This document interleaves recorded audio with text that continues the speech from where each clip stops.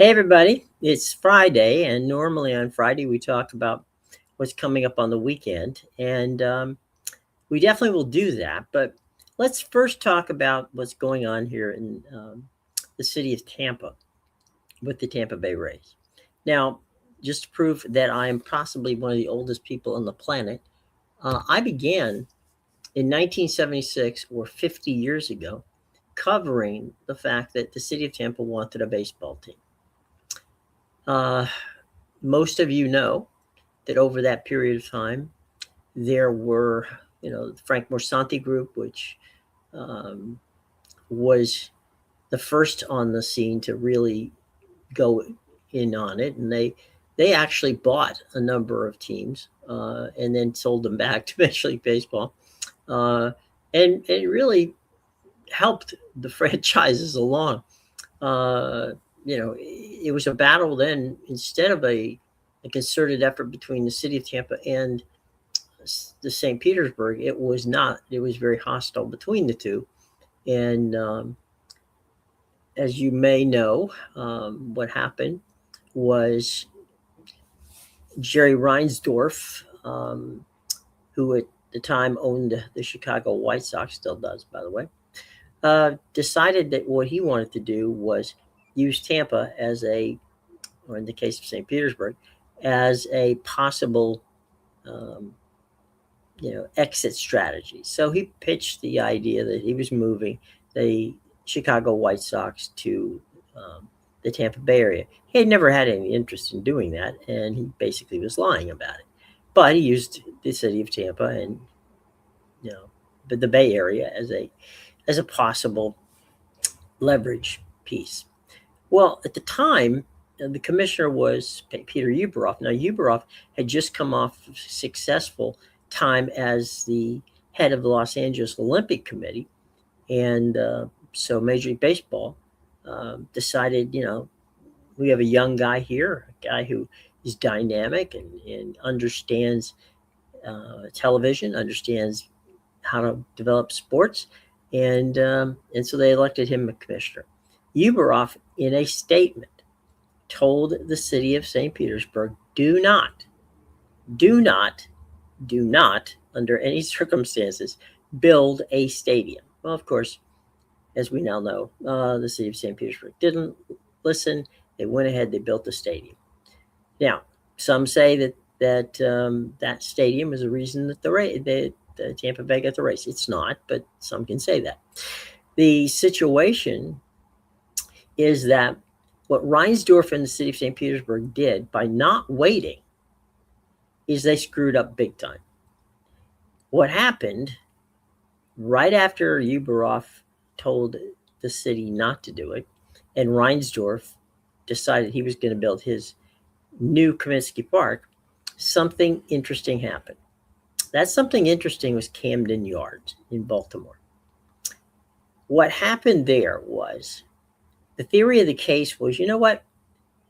We really don't want any more of these, multi-purpose stadiums. We don't want a baseball stadium that fits in a football stadium that whenever, like for many years, Atlanta, Fulton County Stadium, Busch Stadium in St. Louis, um, Three Rivers Stadium in Pittsburgh, Riverfront Stadium in Cincinnati, the Vet in Philadelphia, all were built as multi-purpose stadiums. Okay, and so the Camden Yards effect was, why don't we build something that's kind of a retro situation? It's a ballpark that looks like a ballpark, like the old ballparks did, and that kicked off a boom, which then ended up seeing cities like Pittsburgh coming up with PNC Park, one of the best and most beautiful ballparks in the country, along with the beautiful ballpark out in San Francisco, which is now Chase, I believe it's Chase Field. Um, you've got, of course, the vet, sorry, the bank in Citizens Bank Park in Philadelphia.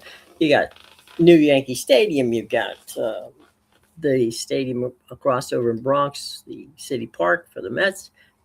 You get what I'm saying here.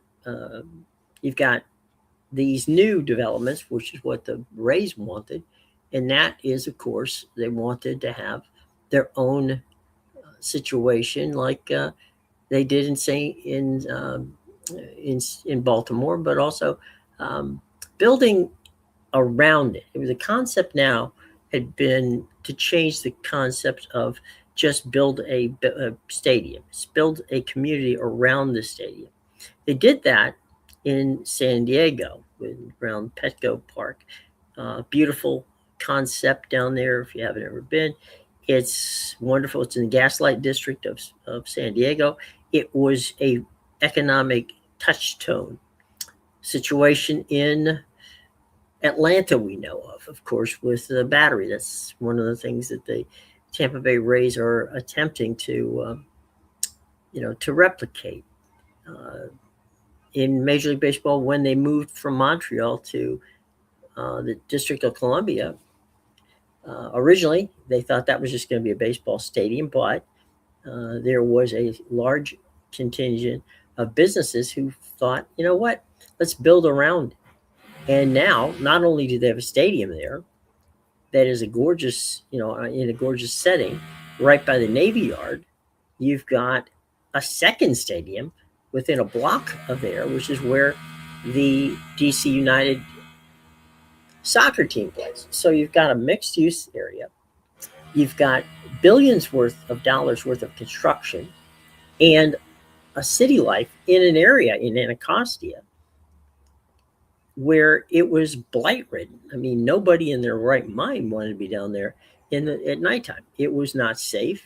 And yet, here we go. We've got an opportunity in in Washington to go to a ballpark where you can go to a baseball game in the afternoon and take some time, walk around the neighborhood, have a nice dinner, and go over to Audi Park to watch the DC United play. So, right now, the city of Tampa City Council last night voted not to move things forward. It was a bit of petulance on their part, um, brinksmanship. Use whatever term you want. Um, I do believe this is going to get done, but when you've got people who cannot look past the next election, there's not a lot of profiles and courage on the city of Tampa city council. Okay, let's be honest about that. Forward thinking is not their style. Getting to the next election is their style. So when you're asking them to look forward in a business standpoint, this is an investment in a business, okay? It is an opportunity to do something for the community which has not been proposed in a very long time. Now, I know there are people out there that go, well, wait a minute. They're billionaires. Let them build their own ballpark. Well, they just spent $2.1 billion on buying the Tampa Bay Rays. You have a new group that has been handpicked by Rob Manfred, the commissioner of baseball. Rob picked them because Pat Zalipski and his team of people, Ken Babby being one of them, wanted to keep the team in Tampa. Okay, they wanted that to happen. It's not a Stu Sternberg deal. You have a person in Babby and an ownership group that wants the team to be there, but they also are business people. They're saying, let's together build a baseball stadium that we, meaning the Zalipski group, will build a community around it. And oh, by the way, Hillsborough Community College, or Hillsborough College at this point, has the opportunity to build a brand new campus right there. So let's get this straight. You get a baseball stadium, a new campus, and a business, recreation, and likely, community being apartment buildings, condominiums, as such, in the area. Okay, this is Drew Park. In 1976, I began at WTOG, and I began covering Tampa wanting a baseball team. It's been 50 years, guys. 50 years I've covered the same story. There's never been a better opportunity than now to get this thing done, to get a forever home in the city of Tampa. Hillsborough County signed on this deal. The city of Tampa's investment in this, and I'm not downgrading what $100 million is. $100 million is a lot of money. But $100 million is basically their investment in a multi-billion-dollar project. People say, well, ownership should, as I said before, should build these stadiums. Well, they're putting up what will end up being very close, if not 60% of the money for the stadium. The stadium is owned by the city and Hillsborough County. Okay. So throughout that time, they're going to all cost overruns. That's going to be paid for by the team. That's like a unicorn situation. The development is being worked on as we speak. The renderings went out yesterday. It boggles the mind that the city council could be so, to be honest, short-sighted and ignorant, and I mean ignorant, of what business and cities do nowadays. Cities are asked to invest in projects. They look at the project and they have the way that they do it. Okay. From the business of sports, this is the new business of sports model. It's not something that just suddenly appeared in Tampa. Okay. Businesses come to the city, they ask for a specific buy-in, and together, as a partnership, you build things. Now, evidently, the city of Tampa, specifically, not Mayor Castor, but the city of Tampa City Council, didn't get that memo. They don't understand. Possibly because they don't want to understand, possibly because they're just too damn stupid. I don't know. But the fact of the matter is, this is how things get done. If you're Amazon and you want to build Q2, which is their headquarters on the East Coast, it got down to two different areas. One was in New York, which basically was Queens, and the other was Northern Virginia. So when Amazon went there, all of a sudden, the partnership deal was not to the liking of a rather vocal group of politicians led by AOC, and that it's her district, and they balked at it. Now, they didn't even get to a vote before Jeff Bezos and Amazon said, well, wait a minute.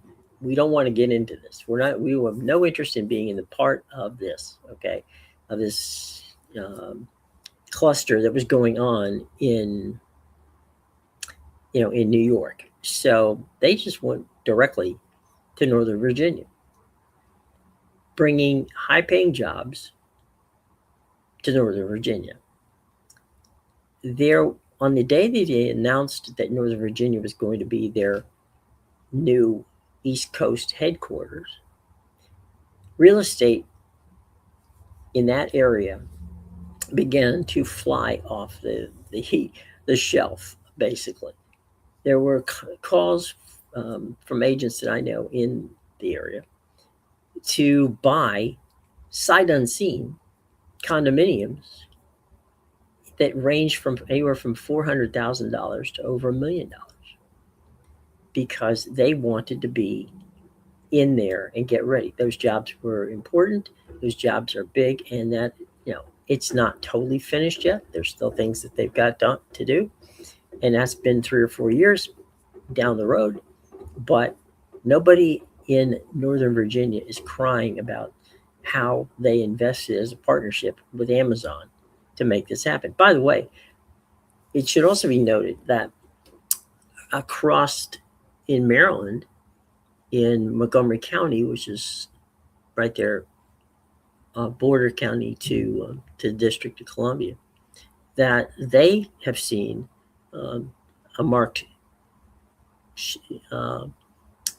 increase in their business aspect because there's things tangentially that are involved in what was going on in the what people have called, Silicon Valley East, which is Northern Virginia. A lot of tech companies are in Northern Virginia, and so it's benefited from it. The investment they made is paying off, while the city of New York up in Queens is wondering what the hell just happened to them. Okay, so this partnership deal between billionaire companies, be they sports entities or be they businesses, is not new. It's not something that people have just dreamed up. It's something that is working as long as the deal is a good deal. And the deal that the Rays have put forward is a good deal. It's a fair deal. It's if you really look into it, would say that this is probably one of the best stadium deals ever presented as a partnership. Okay, from a standpoint of investment from the city and county versus what is going on down the line. So there's that. Now there's something I think that some people are missing, and that is that yes, it's an investment. Yes, you're going to vote on something that may take 5, 6, 7 years to see any return on it. Okay, so you may vote today as a member of the city council for something that that the electorate may think, oh, I can't get behind that, and vote them out. Okay, but it's hindsight is always 20/20, right? It's a hell of a lot easier to say no to something than it is to do the homework, take the tough stand, and say yes. You know what? This might be a bit unpopular with some people that I represent, but maybe they don't get it. But so I'm going to go ahead. I'm going to put my career on the line because you know what? This is going to be best for the community. And I want to be doing that. And if it costs me my seat, well, then it costs me my seat, because in essence, I'd rather be someone who was right 3 years or 4 years down the line than somebody who votes no and basically is on the wrong side of history. What is an intangible is what does a sports team bring to a community? That's an intangible. You cannot vote for that. You cannot. It's not something that you can get your arms around. But what it is it's a mindset. It's a mindset that says, when the Rays are winning, when the Bucks are winning, when the Lightning are winning, the city is electric. Everybody is talking about it. Everybody wants to be a part of it. Whether they buy tickets or they watch it on television or whatever, they are invested in it. You cannot, I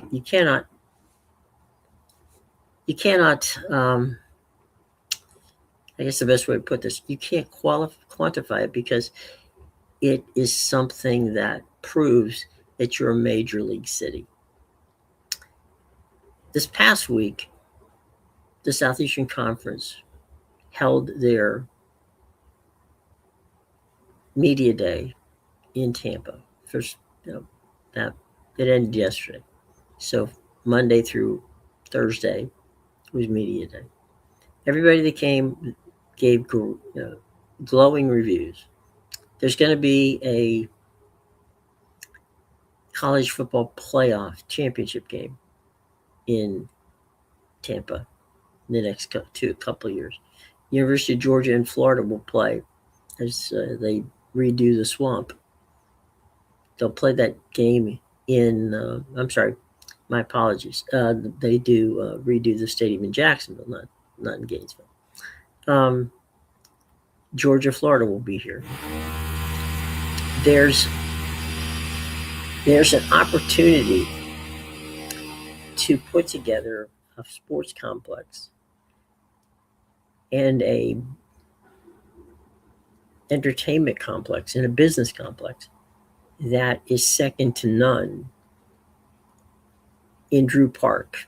Now, I said in 1976 I began covering this situation with the Buccaneers. I'm sorry, with the Rays. I also covered what was going on in the city. There's very little change that's gone on in Drew Park from 1976, over 50 years. It's still undeveloped.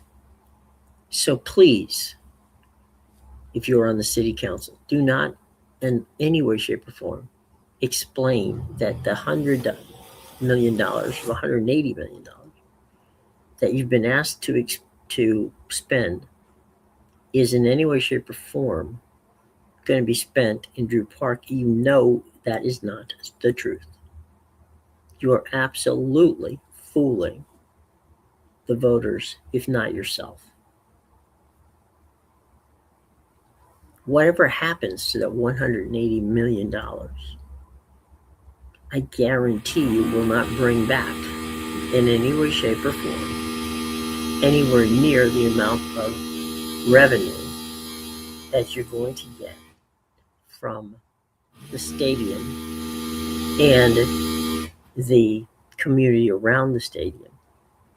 That's just ridiculous. Now, JP Peterman, the guys on the morning show and throughout WDAE, so there's been, good coverage of this. JP leading the pack, and of course the WDAE people in there as well. Ken Babby's been, a strong person in it. Commissioner Hagan from Hillsborough County has been outstanding. Ken has been a rock in putting this as a front burner item. And I think without question, what we're seeing here is the opportunity that everybody knows is there. Now, do I believe in the end of the day that it gets done? I do. I truly do. I am an optimist. However, there's no need to make it difficult. If your feelings are being hurt because the way this is being done, and I'm talking again to the city council of the city of Tampa, everything's being put together by the staffs and brought to the city council. I know for a fact that there have been numerous conversations between Babby and members of the city council. The fact that they would hold the project up in that vote last night. And for more on that, please check out J.P. Peterson's piece. He's got an incredibly strong understanding of what's going on. He will fill you in on the details, but he has 2.5 hours. I've got about 30 minutes, so I can't get as deep into the weeds as JP is. Check out his show on YouTube, and he'll clue you in a much quicker rate than I will. But point being that right now, the city is holding this up. They don't have to. There's still plenty of time for this to get sorted out. So let's just say that we don't need obstruction and people who clearly have no clue about what's going on because they don't understand business partnerships with county government. And if you think that this is something that the voters will like, I'm not so sure that you'd be correct on that. Will some of them like it? Yeah. I don't think a lot of people like, you know, the we are now in this, we don't want to give out government handouts. Well, it's not a government handout. It's an investment. It is a team project, okay? It is a partnership. Partnerships are not handing out money. They're making a smart investment in the future. And if you can't see that, then you are doing a disservice not only to the voters of the city, but you're also doing damage to the Hillsborough County Commission. You're doing damage to St. Petersburg. You're doing damage to the entire region around the Tampa Bay area because you are holding up a project that benefits all of them, not just you, because you actually have the least amount of investment in it. So my hope is that they will, the city council, see the error of their ways, that they will continue to move forward and do it in a timely manner as opposed to this tantrum that has been thrown, and get the job done. As I said before, I'm an optimist. I believe they will, but I assure you that Salt Lake City, Nashville, Raleigh, Durham, Charlotte, Austin, they're all looking at this and going, I can't believe they're that stupid. And I don't believe they are. I'm going to give you the benefit of the doubt, City Council, on this. But for God's sake, take a look at what you're walking away from, if indeed you feel that is where you want to be. No votes, as I said, are easy. Yes votes on something that is not going to be seen for years down the line, that's tough. Make the tough choice. It's the right choice. Saying no, simple. Saying yes to something that will benefit this community for years to come, that's a little more tough. But tough is where you make your name, not just in politics, but in the future of the city and of the region. Okay? So there's my 2 cents worth. It took 28 minutes to say. Okay, what do we got going this weekend? Well, we're finished with the World Cup. That's over. We've got baseball and plenty of it. And we got WNBA. There's all kinds of fun. We got golf going on. So let's just take a quick look around the Major League Baseball schedule for this weekend. And there's going to be quite a bit of baseball on, both on a national and on a local situation. So let's go to Friday night. And here's the Friday night games. And we'll go Friday, Saturday, Sunday. All right. So Friday night, actually Friday afternoon on Major League Baseball Network, Colorado visits the Milwaukee Brewers. Okay, so you can watch that game on Major League Baseball Network. Apple TV has the Yankees taking on the Philadelphia Phillies at the bank in Philadelphia. That's a 6:30 game on Apple TV Plus. The alternate game, by the way, is Arizona at Washington. So depending upon, for those of you in the Colorado and Milwaukee areas, I'm sorry, for those of you in the New York and Philadelphia area, I should say, you're going to get that. The MLB Network alternate game is in Arizona and Washington. Toronto Boston is the Apple TV second game, which is at 7 o'clock. So you have a choice to watch either the Yankees or the Philadelphia Phillies or Toronto at Boston. Those games on Apple TV can be, I know I pop back and forth between the two, and so you can do that as well. Cleveland at Tampa Bay at 7 o'clock is your Major League Baseball network game of the week.